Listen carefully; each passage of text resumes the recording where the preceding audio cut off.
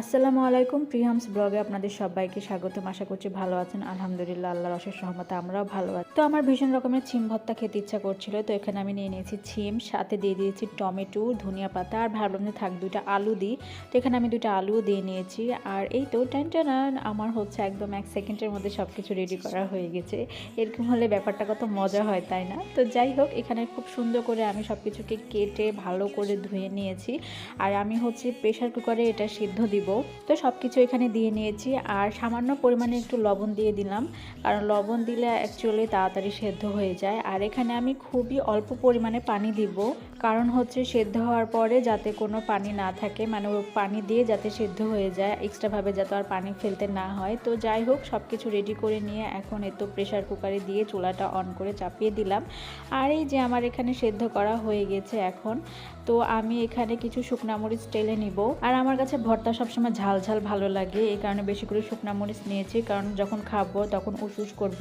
আর এখানে আমার হাতটা কেটে গেছে, তো আমি শুকনা মরিচটা আসলে গুঁড়া গুঁড়া করতে অনেক বেশি ভয় পাচ্ছিলাম যে না জানি কতটা জ্বলবে।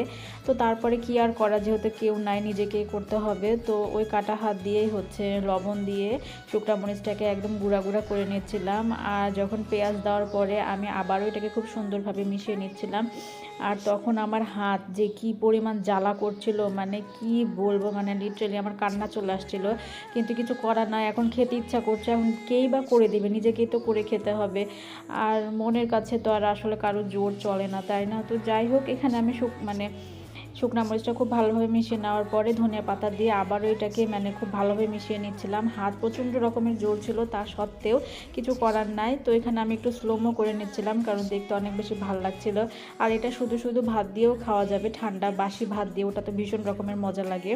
তো আমার এটা খুব ভালোভাবে মিশিয়ে নেওয়া হয়ে গেছে। এখন হচ্ছে যেগুলো সিদ্ধ করতে দিয়েছিলাম ওগুলোর সাথে সিম, টমেটো, আলু সব কিছুর সাথে চটকে নিব। আর এভাবে না করলে আসলে ভর্তা ভালোও লাগে না। তো এখানে আমার ভর্তা একদম রেডি হয়ে গেছে খাওয়ার জন্য। এটা অসম্ভব রকমের ঝাল হয়েছিল আর অনেক বেশি মজা হয়েছিল। তো খাওয়ার পরে আমার হাতে যে আমি অনেক জ্বালাপড়া করছিল সেটা আমি ভুলেই গেছিলাম। তো যাই হোক, অনেকেই বলে যে আমার এভাবে করে ভর্তা দেখলে নাকি তাদের খেতে ইচ্ছা করে। তো আজকেও যদি আপনাদের খেতে ইচ্ছা করে তো ঝটপট বানিয়ে ফেলেন আর হচ্ছে মজা মজা করে খেয়ে নেন। তো যাই হোক, এটাকে আমি ফ্রিজে রেখে 2 দিন ভরে খাবো। তো এই ছিল ভিডিও, দেখাবে পরের ভিডিওতে। সে পর্যন্ত সবাই ভালো থাকবেন। আল্লাহ হাফেজ, আসসালামু আলাইকুম।